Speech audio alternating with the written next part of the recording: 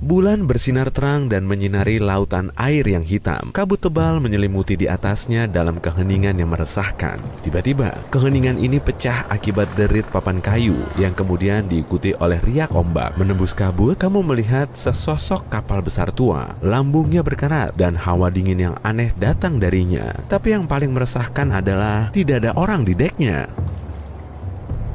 Kapal itu berlayar tanpa awak, tapi ini bukanlah kisah mitos Flying Dutchman, melainkan kapal hantu yang amat sangat nyata. 2 September 2019, kapal patroli es Angkatan Laut Kerajaan Inggris yang bernama HMS Protector berlayar mengarungi perairan tenang Samudra Atlantik. Waktu saat itu menunjukkan pukul 11 malam. Beberapa awak kapal berada di dek, sementara yang lain tidur di kabinnya masing-masing. Sang kapten mengarahkan kapal dan menatap langsung ke cakrawala.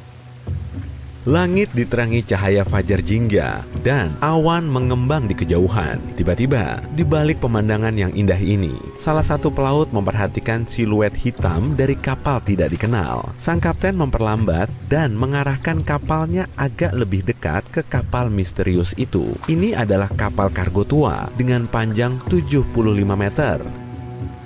Upaya untuk menghubungi anggota kru kapal itu tidak membuahkan hasil. Sepertinya perahu tak dikenal itu mengambang di lautan dengan sendirinya. Tidak ada orang di dalamnya. Setidaknya tidak ada yang hidup. Dek kapal berderit karena terombang-ambing di ombak. Matahari kembali hilang di telan cakrawala dan hari menjadi gelap. Kapal itu terlihat mengerikan. Para pelaut Inggris itu tidak berani memanjat ke dek kapal janggal ini. Mereka memotret, mengunggahnya di internet, dan berlayar menjauh. Banyak orang di internet menganggap para pelaut bertemu dengan kapal hantu sungguhan. 5 bulan berselang, kini kita berada di desa Ballycotton di County Cork, Irlandia. Seorang penduduk setempat meninggalkan rumahnya dini hari untuk lari pagi rutin. Musik di headphone, udara segar yang sejuk, dan pemandangan indah adalah kondisi yang ideal untuk berolahraga penuh semangat. Dia berjogging di sepanjang jalan, di pantai Laut Celtic. Semalam, badai kuat menerpa area ini, dan kini lautnya terlihat tenang. Pria itu berlari di sepanjang puncak tebing rendah dan melihat kapal besar. Sebuah kapal kargo tua berkarat sepanjang 75 meter tergeletak di pantai tepat di antara bebatuan. Tidak ada orang di dalamnya. Sepertinya kapal itu sudah lama berada di sini. Tapi penduduk setempat yakin kapal ini belum ada di sini kemarin. Tak berselang lama, kapal ini ternyata diketahui sebagai kapal yang juga dilihat para pelaut di HMS Protector 5 bulan lalu. Ribuan kilometer jauhnya dari tempat ini. Kapal kargo ini yang bernama Alta dibuat pada tahun 1976. Tidak ada yang tahu siapa yang menggunakannya selama ini dan untuk tujuan apa. Yang kita tahu, pada tahun 2017, kapal tersebut dibeli oleh pemilik baru dan ditandai dengan bendera Tanzania. Semua kapal kargo dilengkapi dengan AIS, yaitu Automatic Identification System atau sistem identifikasi otomatis yang dibutuhkan untuk melacak pergerakan kapal di lautan. Sejak tahun 2015, hal yang aneh mulai terjadi pada AIS Alta. Kapal itu menghilang dari satelit, lalu muncul kembali. Selama beberapa tahun terakhir, nama dan bendera kapal ini berubah beberapa kali. Fakta bahwa AIS-nya dimatikan dan dihidupkan berkali-kali tidaklah mengejutkan. Konon, orang-orang yang menonaktifkan AIS di kapalnya melakukan ini untuk menyembunyikan aktivitas ilegal. Kapten kapal ini, siapapun dia, jelas tidak ingin menunjukkan pergerakan Alta seperti yang ditunjukkan AIS. Pada tahun 2017, kapal tersebut telah berlayar di dekat kota pelabuhan Yunani. Alta membuat 12 perhentian di 3 kota seperti itu di berbagai bagian Yunani. Kemudian, sinyal AIS menghilang dan 10 bulan kemudian, Alta muncul kembali di dekat pantai utara Afrika, 1900 km dari Yunani. Pada bulan September 2018, kapal itu berlayar sekitar 2200 km ke tenggara Bermuda, dan saat itu, para awak kapal mulai mengalami masalah. Ada 10 orang di dalam Alta. Pada 19 September, mesin kapal mengalami kerusakan tepat di tengah Samudra Atlantik. Pantai terdekat dari sana sangat jauh. Kapal pun mulai terombang-ambing. Seiring hari-hari berlalu, para kru tidak bisa memperbaiki kapal itu. Persediaan makanan menipis. Para kru mulai panik dan mencoba menghubungi bantuan. Tapi situasi justru makin parah, sebab badai yang kuat mendekat ke tempat kapal yang luntang-lantung itu. Anggota kru berhasil menghubungi penjaga pantai Amerika Serikat. Pada tanggal 2 Oktober, sebuah helikopter menghampiri kapal itu. Makanan dan air diturunkan ke Alta. Persediaan ini cukup bagi para kru untuk menunggu beberapa hari lagi. Sekitar seminggu kemudian, sebuah kapal penyelamat berlayar sekitar 2.400 km untuk sampai ke Alta dan membantu para pelaut yang terdampar. Sesaat sebelum badai menerpa, para penyelamat dari Amerika berhasil menjalani misinya. Seluruh awak kapal karam itu dibawa ke Puerto Rico. Alta tetap mengambang di lautan. Beberapa waktu berselang, kapal lain datang untuk menariknya ke pantai Guyana. Lalu, sekali lagi, ada yang tidak beres. Kapal itu dibajak, siapapun pelakunya, dan apa alasannya masih menjadi misteri hingga hari ini. Tapi kemudian, untuk sejumlah alasan yang tidak diketahui, para pencuri memutuskan untuk meninggalkan kapal dan membiarkannya mengambang di lautan. Selama hampir setahun, lokasi kapal itu tidak dapat dilacak. Kemudian, pada September 2019, kapal tersebut ditemukan oleh Angkatan Laut Kerajaan Inggris. Bagaimana Alta bisa menempuh jarak melintasi Samudra Atlantik dan terdampar di pantai Irlandia masih belum diketahui. Investigasi telah diluncurkan di Irlandia. Mereka perlu mengidentifikasi pemilik kapal tersebut dan menemukan orang yang bertanggung jawab bertugas menarik kapal tersebut.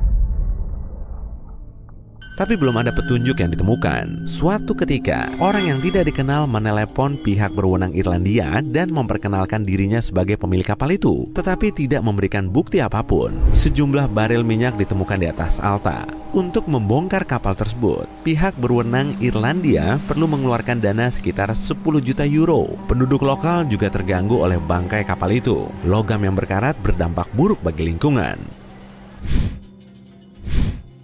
Anak-anak pun sudah menyelinap ke kapal dan mengunggah video ke internet dari dalam kapal terbengkalai itu. Nasib Alta selanjutnya masih belum diketahui. Alta masih tergeletak di sana. Kapal itu mengarungi lautan hanya selama 2 tahun. Sekarang bayangkan jika orang lain berhasil terombang-ambing selama 38 tahun. Tapi selama waktu itu, tidak ada yang bisa melihat kapal ini. Dan orang masih mencarinya. Kapal tersebut bernama SS Baichimo. SS Baichimo adalah kapal dagang milik perusahaan perdagangan Kanada. Pada tahun 1931, kapal itu terjebak di tengah es, di lepas pantai Alaska. Badai salju yang kuat terjadi. Tim kapal menunggu seminggu dengan harapan badai itu berakhir, tapi sayangnya justru makin intens. Suatu hari, cuaca sedikit membaik dan sebagian tim dievakuasi ke kota terdekat. Sebagian kru lain bersama sang kapten mendirikan kemah di dekat kapal. Badai mulai menerpa lagi dan tidak berhenti untuk waktu yang lama. Badai salju itu begitu kencang sehingga sang kapten kapal tidak bisa melihat melebihi jangkauan lengannya. Akhirnya, saat badai berhenti, kapten melihat bahwa kapalnya menghilang begitu saja. Dia pun berkesimpulan, Baichimo tenggelam saat badai. Seminggu kemudian, kapal itu ditemukan mengapung di dekat tempatnya menghilang.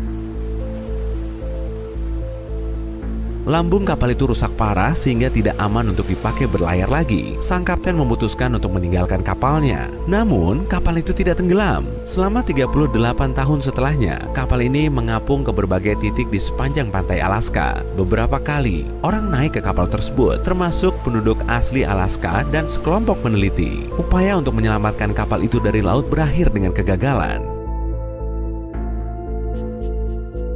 Operasi penyelamatan terhambat oleh es yang mengapung di sekitarnya dan cuaca buruk. Terakhir kali, kapal itu terlihat pada tahun 1969. Kapal itu membeku dan terhalang oleh es. Pada tahun 2006, pemerintah membuat proyek khusus untuk menemukan Baichimo. Akan tetapi, selama bertahun-tahun, kapal tersebut masih belum ditemukan. Nasibnya tidak diketahui. Kemungkinan kapal itu akhirnya menemukan kedamaian dan kini terbaring di dasar laut Chukchi. Apa bisa kita perkirakan berapa jumlah kapal dan pesawat yang hilang di segitiga Bermuda? Apa lenyapnya alat transportasi itu karena kesalahan manusia atau fenomena cuaca? Yuk kita cari tahu. Ada kisah menggelitik tentang SS Cotopaxi. Kapal ini lenyap tahun 1925 dalam pelayaran dari Charleston, South Carolina ke Havana. Kapal ini nggak pernah sampai di tujuan.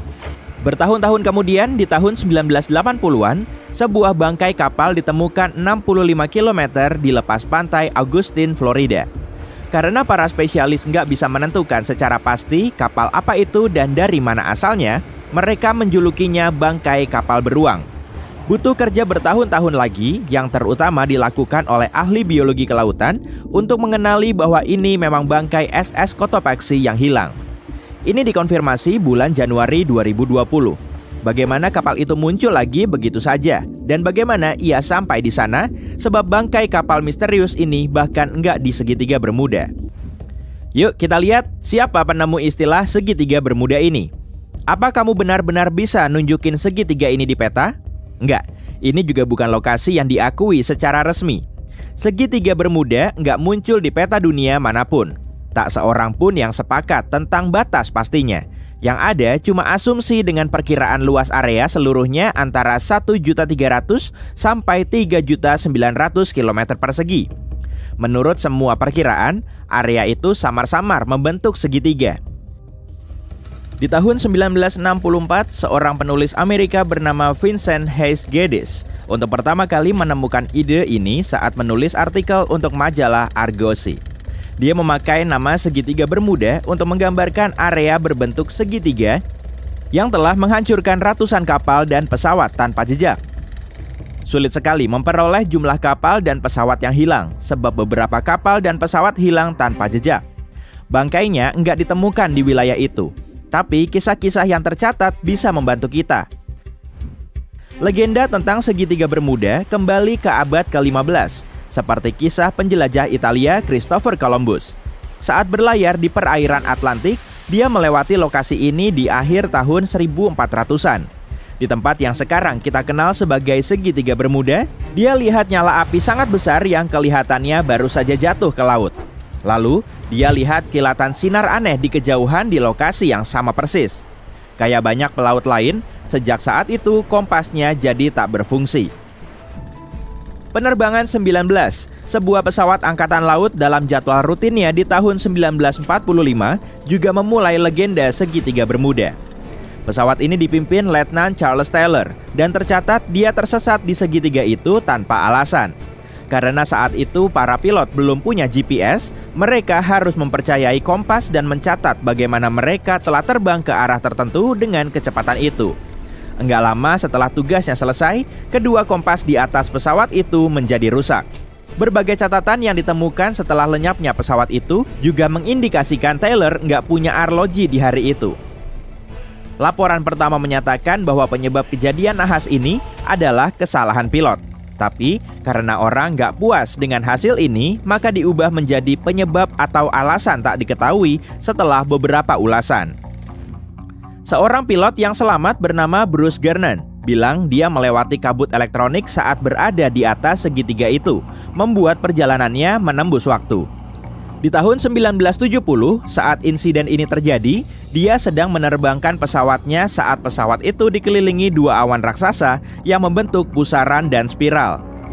Kayak banyak orang sebelumnya, alat-alat navigasinya tak berfungsi. Saat akhirnya dia berhasil keluar dari sana, dia temukan penerbangannya cuma makan waktu 35 menit. Harusnya seluruh penerbangannya butuh waktu 75 menit.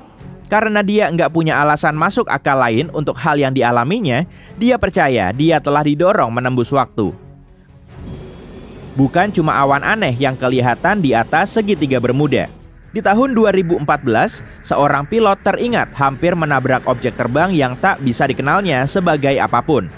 Sebagian pertemuan aneh ini bahkan direkam loh. Inilah kasus penerbangan awal tahun 2015 yang penumpangnya melihat benda mencurigakan melayang di dekat laut. Para pilot nggak tahu apa yang sebenarnya mereka lihat di sana. Oke, nggak semua penjelasan mungkin seaneh ini. Para ahli oseanografi misalnya juga telah mencoba menjelaskan kenapa kapal-kapal lenyap di sekitar sini. Jadi, baru-baru ini mereka kembali ke salah satu teori lama mereka, gelombang rock. Ini adalah dinding air luar biasa yang tiba-tiba muncul begitu saja. Jika banyak gelombang semacam itu muncul bersamaan, Gelombang-gelombang itu akan saling tumpang tindih kayak gelombang berlapis. Jika satu gelombang bisa setinggi dari 10 meter dan terjadi bersamaan, maka bisa terbentuk gelombang rogue setinggi lebih dari 30 meter. Gelombang semacam ini bisa dengan cepat menaklukkan kapal terbesar sekalipun. Para meteorolog juga menemukan penjelasan mereka sendiri, awan heksagonal. Jenis awan luar biasa ini bisa menimbulkan angin dengan kecepatan sampai 273 km per jam. Dan awan ini juga sangat signifikan, sebagian membentang dari 32 sampai 88 km. Dalam kondisi seperti ini, gelombang di dalam angin raksasa ini bisa sampai setinggi 14 meter. Kekuatan magnet bumi sendiri mungkin ada kaitannya dengan hal ini. Di segitiga Bermuda, kompas mengarah ke utara sebenarnya, yaitu kutub utara geografis, bukan utara magnetik. Kutub utara magnetik yang bergeser. Sebagian orang telah menjelaskan bahwa karena keduanya sangat tumpang tindih di segitiga Bermuda, ini bisa menyebabkan fenomena magnetik yang bisa membuat alat-alat navigasi nggak berfungsi. Ini dinamakan garis agonik. Masalahnya, para ilmuwan telah menemukan garis ini bergeser tiap tahun. Suatu saat, garis ini bisa melewati segitiga Bermuda, tapi sekarang garis ini melewati Teluk Meksiko. Fenomena alam aneh lain yang ditemukan di sepanjang pesisir Norwegia bisa membantu menjelaskan kenapa segitiga Bermuda telah menelan korban begitu banyak kapal. Ada beberapa kawah di sana yang lebarnya mencapai 800 km dan dalamnya 48 meter. Ilmuwan percaya kawah-kawah ini terbentuk oleh gelembung-gelembung gas metana. Tampaknya gas ini merembes dari deposit yang tersembunyi jauh di dasar laut. Begitu gas mencapai volume tertentu, akan meledak ke permukaan dan menyebabkan erupsi. Jadi, apa para pilot dan kapten kapal benar-benar menghindari area ini hari ini? Apa ini bisa menjelaskan kenapa sekarang ini lebih sedikit kapal yang tersesat di sana? Tapi kalau pernah terbang dari Miami ke San Juan, Puerto Rico, kamu akan tahu kalau hal itu enggak benar. Mengenai kapal, jika orang menghindari segitiga Bermuda, hampir semua liburan ke kawasan Karibia akan rusak. Sampai hari ini, masih banyak penerbangan yang melintas di atas segitiga Bermuda. Jadi jelas, tak seorang pun menghindarinya. Tempat ini adalah salah satu jalur pelayaran terpadat di dunia. Sekarang ini, segitiga Bermuda dilalui lalu lintas harian yang padat, baik laut maupun udara. Tapi, segitiga Bermuda memang rawan badai tropis dan hurikan yang sangat sering terjadi. Mari kita ingat bahwa arus teluk, arus laut kuat yang menyebabkan perubahan tajam dalam cuaca lokal melewati segitiga Bermuda. Di samping itu, titik terdalam di Samudra Atlantik, kedalaman Milwaukee, juga berlokasi di segitiga Bermuda. Palung Puerto Rico mencapai kedalaman hampir 8.380 meter di kedalaman Milwaukee. Jadi, kalau dipikir-pikir, seluruh misteri itu adalah paduan sempurna dari kesalahan manusia, cuaca buruk, dan padatnya lalu lintas kapal. Ini dikuatkan oleh data yang diberikan oleh penjaga pantai Amerika Serikat. Jika kamu lihat persentasenya, jumlah kapal dan pesawat yang hilang di segitiga Bermuda enggak beda dengan tempat lain dimanapun. Lenyapnya alat transportasi itu enggak lebih sering terjadi daripada di area sebanding di Samudra Atlantik. Statistik resmi bilang sekitar 50 kapal dan 20 pesawat telah hilang ketika bergerak melalui area ini. Itu alasan lain kenapa jumlah totalnya begitu sulit disebutkan. Tak seorang pun bisa menggambarkan tim penyelamatnya dalam catatan resmi jika sebuah kapal dilaporkan hilang. Ada juga beberapa kejadian yang ternyata enggak benar-benar terjadi sehingga menambah laporan palsu itu.